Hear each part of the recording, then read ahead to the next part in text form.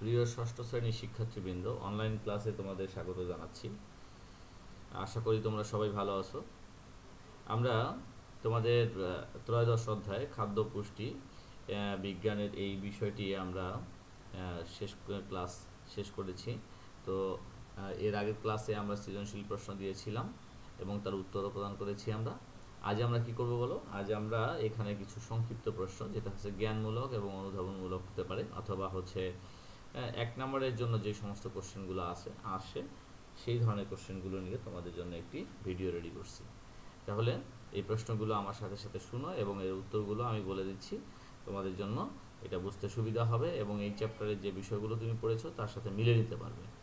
তাহলে আমরা চলো সেই প্রশ্নগুলো শিখি এবং এগুলোর উত্তর আমরা জেনে নিই।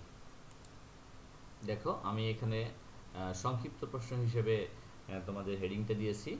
তো আমি প্রশ্নগুলো পড়ব এবং তার উত্তরগুলো বলে দিব, অথবা আমি লিখে দিব। তাহলে দেখো, প্রথম প্রশ্ন, পুষ্টি কী? তাহলে পুষ্টি কী আমরা পড়ানোর সময় বলেছিলাম, তো আরও একবার আমি মনে করে দিচ্ছি। যে বিপাকীয় প্রক্রিয়ায় জীবদেহে প্রয়োজনীয় খাদ্য উপাদান শোষিত হয়ে দেহের বৃদ্ধি, ক্ষয়পূরণ, শক্তি উৎপাদন ও রোগ প্রতিরোধ ক্ষমতা বৃদ্ধি পায়, সেই প্রক্রিয়াই হলো পুষ্টি। তাই তো? পুষ্টি আমাদের দেহের পরিশোধিত খাদ্য উপাদান। এটি জীবদেহের সকল প্রকার শারীরবৃত্তীয় কার্য সম্পাদনে সাহায্য করে। তাহলে পুষ্টি কি আমরা শিখতে পেরেছি। এরপরে আসি আমরা খাদ্য কি, তাই তো? সবার নিশ্চয়ই মনে আছে যে খাদ্য কাকে বলে। দেহের কাজকর্ম সুষ্ঠুভাবে চালাতে এবং দেহকে সুস্থ ও কর্মক্ষম রাখতে যে সকল উপাদান আমরা গ্রহণ করি তাদেরকে আমরা কি বলি বলো? খাদ্য বলি। তাহলে 2 নং প্রশ্নের উত্তর বলছিলাম। এরপরে দেখো 3 নং প্রশ্ন, গুণাগুণ বিচারে খাদ্যকে কয় ভাগে ভাগ করা যায়? এটার উত্তর আমি লিখে দিয়েছি। দেখো, এখানে উত্তর হচ্ছে 3 ভাগে ভাগ করা যায়। তোমাদের নিশ্চয়ই মনে আছে যে খাদ্যের যে সকল গুণাগুণ আছে সেই গুণাগুণ অনুসারে খাদ্যকে 3 ভাগে ভাগ করা যায়। 4 নম্বর প্রশ্ন দেখো, কোথায় আমাদের খাদ্য পরিপাক হয়? তাহলে কোথায় আমাদের খাদ্য পরিপাক হয়?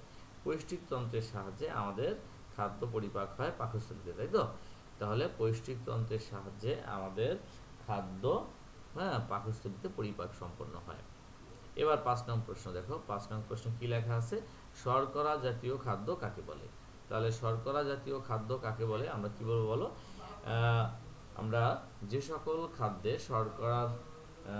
শর্করা জাতীয় যে উপাদানগুলো আছে সেগুলো হচ্ছে শর্করা জাতীয় খাদ্য।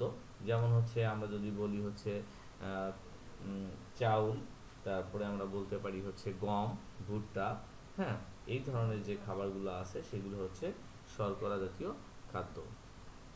ভুট্টা, তাহলে কি বলছিলাম 6 নম্বর প্রশ্ন, ভুট্টা কি জাতীয় খাদ্য? শর্করা জাতীয় খাদ্য, তাই তো? শর্করা জাতীয় খাদ্য।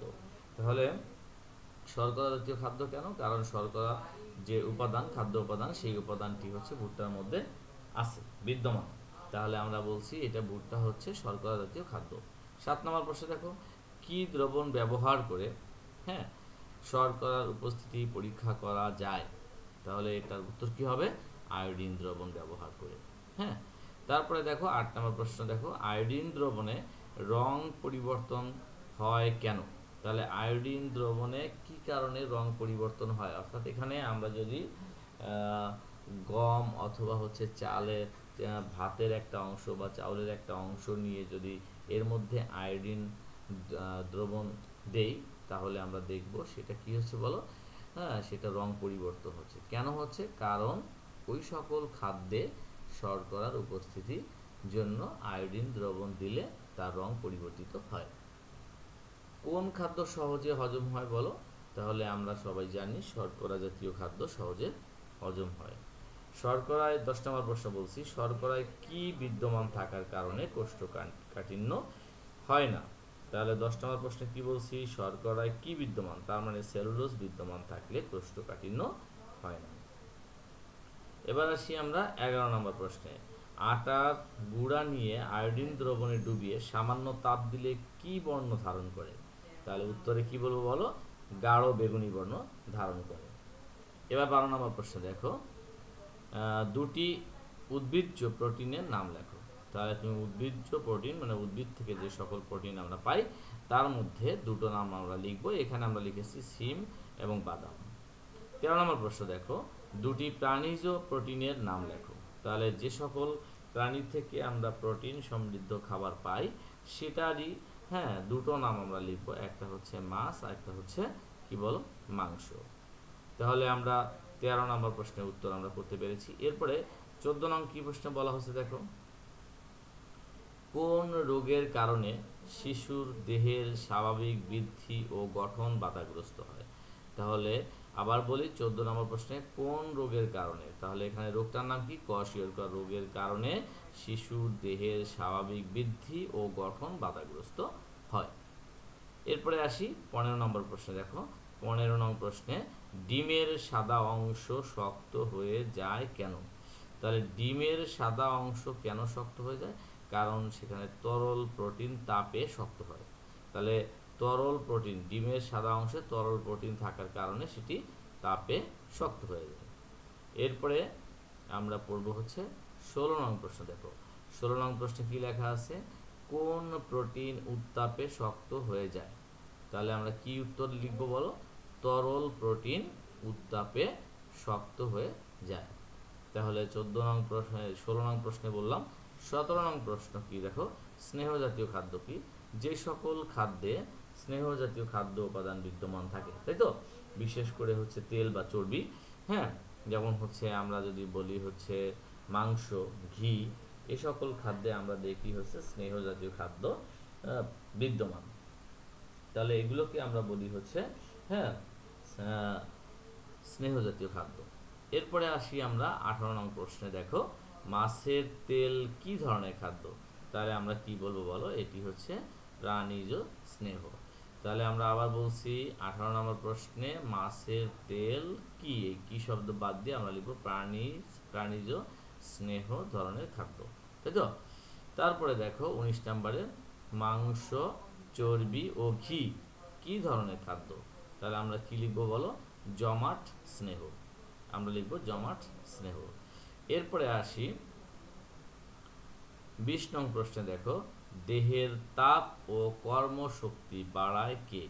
তাহলে দেহের তাপ ও কর্মশক্তি বাড়ায় কে? তাহলে আমরা প্রশ্নের উত্তর দিতে হবে কি বলো, স্নেহ বা চর্বি জাতীয় যে খাদ্যগুলো আছে সেগুলো দেহের তাপ ও কর্মশক্তি বাড়ায়। এবার আসি 21 নম্বর প্রশ্ন দেখো, দেহে কি কি ভিটামিনের যোগান দেয় স্নেহ জাতীয় খাদ্য? তাহলে স্নেহ জাতীয় খাদ্য দেহে কি কি ভিটামিনের যোগান দেয়? ভিটামিন এ, ই, ডি এবং কে, এই ধরনের হচ্ছে যে ভিটামিনগুলো সেগুলো যোগান দেয় হচ্ছে স্নেহ জাতীয় পদার্থ, তাই তো। এবার আমরা কত বলো 22 নং প্রশ্নে যাচ্ছি, কাগজের উপরে এক ফোঁটা তেল ফেললে কি হবে? সেটি স্বচ্ছ বা ট্রান্সপারেন্ট হবে, দেখা যাবে, তাই তো। তারপরে 23 নম্বর প্রশ্ন, এটারই একটা সম্পূরক প্রশ্ন, চর্বি চেনার একটি সহজ উপায় কি? সেটার জন্য আমাদের কি করতে হবে, কাগজের উপরে এক ফোঁটা চর্বি যদি দেই তাহলে কাগজটি কেমন হবে বলো, স্বচ্ছ হয়ে যাবে, তখন আমরা বুঝবো যে সেটি আসলে চর্বি।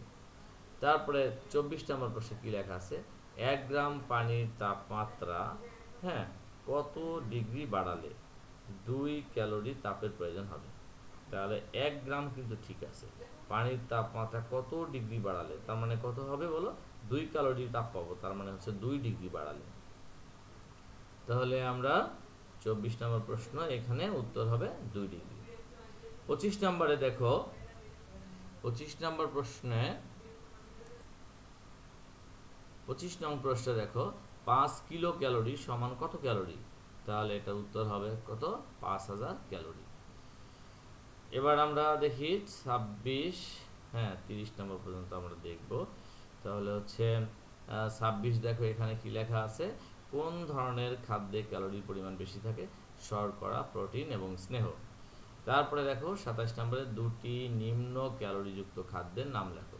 তাহলে কি কি লিখবো, লাউ, বাঁধাকপি। এরপরে কি দেখো 28 নম্বর লিখবো, দুটি উচ্চ ক্যালোরিযুক্ত খাদ্যের নাম লেখো, যেমন হচ্ছে কি বলো, মধু, চিনি। 29 নম্বর হচ্ছে কোন ভিটামিন দেহে জমা থাকে, এ আর ডি। কোন ভিটামিন তাপে নষ্ট হয়? Vitamin C. তাহলে এ পর্যন্ত আমরা শিখলাম। সবাইকে ধন্যবাদ জানিয়ে শেষ